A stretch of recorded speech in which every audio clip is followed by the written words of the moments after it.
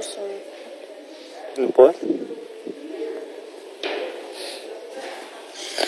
Da. Ochiul ăsta. Eu? Stincă. Ce tu faci? Tu pe mine mă faci copil? Dar cum dacă te văd peste tot? Dacă ce? Eu zic, nu de ce mă faci pe ta. Da, eu plec acasă și nu te mai văd. Mă vezi de seară. Cum? Mă vezi de seară. Da, dar până de seară. Până de seară dor. Nu dorm, dar trebuie să dorm la noapte să mă odihnesc.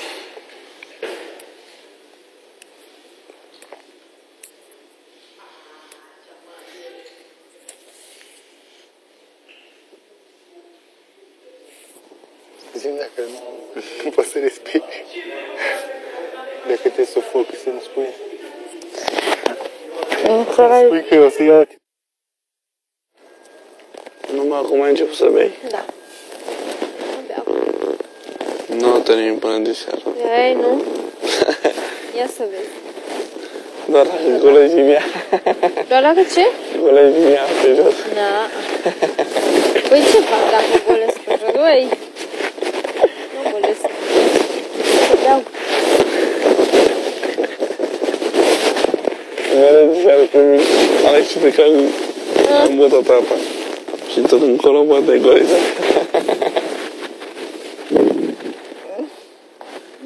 Păi ce afacere am făcut dacă fac așa? Doar ca să arăt ție? Păi da.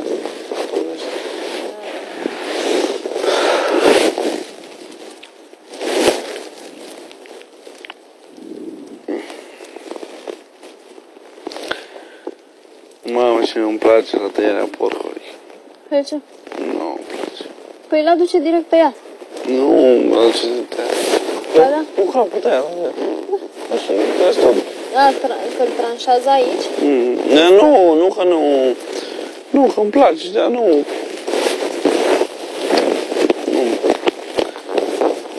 Mie îmi place.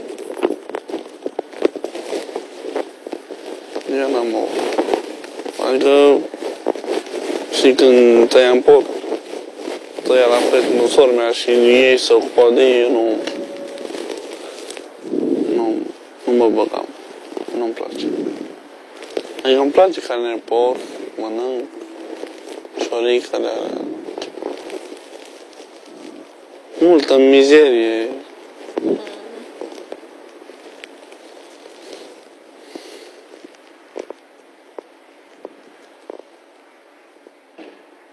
Alexandru, scoate microfonul de sub geacă. Eram sigur.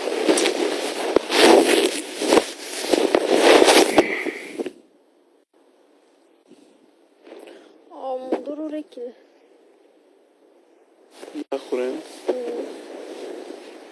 Nu ai din alea, cum îi spune, pentru ureche? Căștile alea? Da, căști. Nu. Dar nici nu port căști, poate căciulă, dar trebuie să zic lui mama să-mi trimit.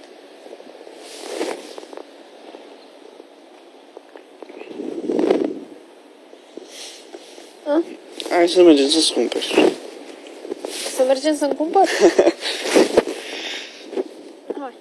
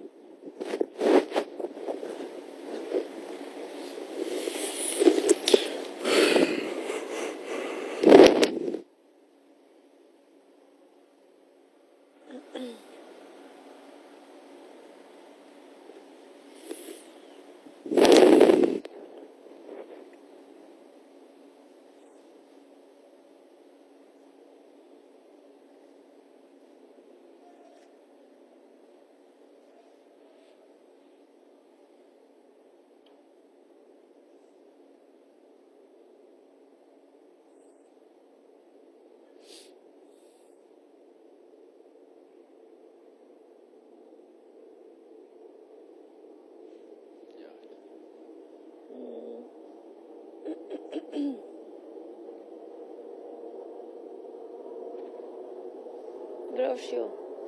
Și eu. Și tu?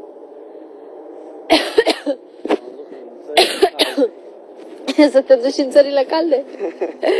Parcă nu vrei din alea din țările calde. Păi de acolo să fie. Plecu cine de aici, din România. Ah.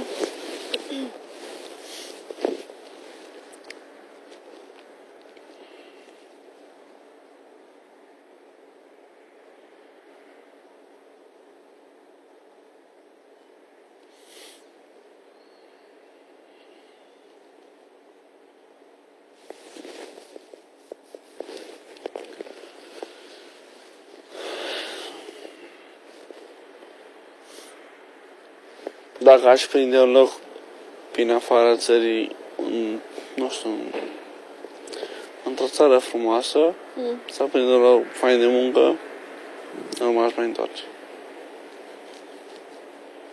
Nu te mai întorci aici? Nu.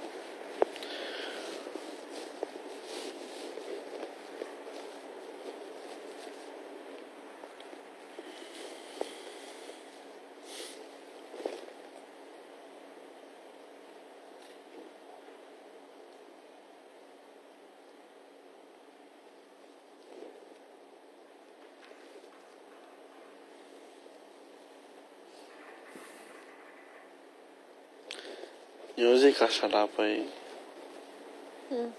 când se face dorul de casă și alea. Când se fac? Când se face dorul de casă, când se face dor de părinți de casă, vin apoi. Da.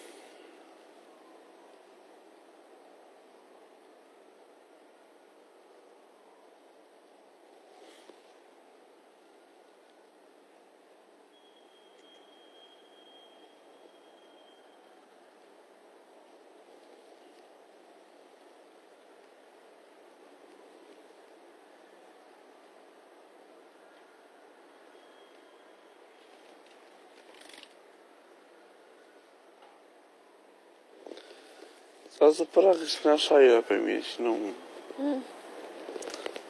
Nu, eu nu știu când...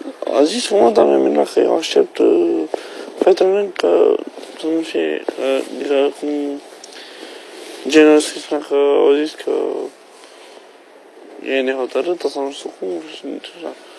Și... Și dintr-o dată s-a supărat? Sau cum? Ce? Și dintr-o dată s-a supărat? Dar nu mi-am amintit să fi zis asta. Că ai zis tu că aștept fetele în februarie? Nu... Da? Că, nu știu cum să mai referi ce-o zis că... Păi nu, ce ai zis tu de s-a supărat? Nu mi-a zis nimica. Am întrebat așa. Am să mă duc așa, ca și vlumăra, știi? Să zic că... Ca să scap de blocare, de dat. Deci nimeni, dar nu mi-a știi, Așa. că dacă m-am mutat lângă Cristina, nu mai am blocare din ea, știi? Și Cristina, că nu mai știu cum o zic și așa, suntem... Da, oricum am zis, ca și formă de glumă. Oricum știu că nimic nu va fi. Da, în fine, nu mă interesează.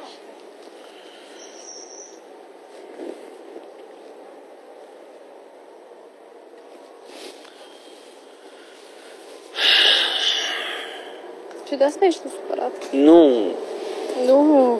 nu, serios.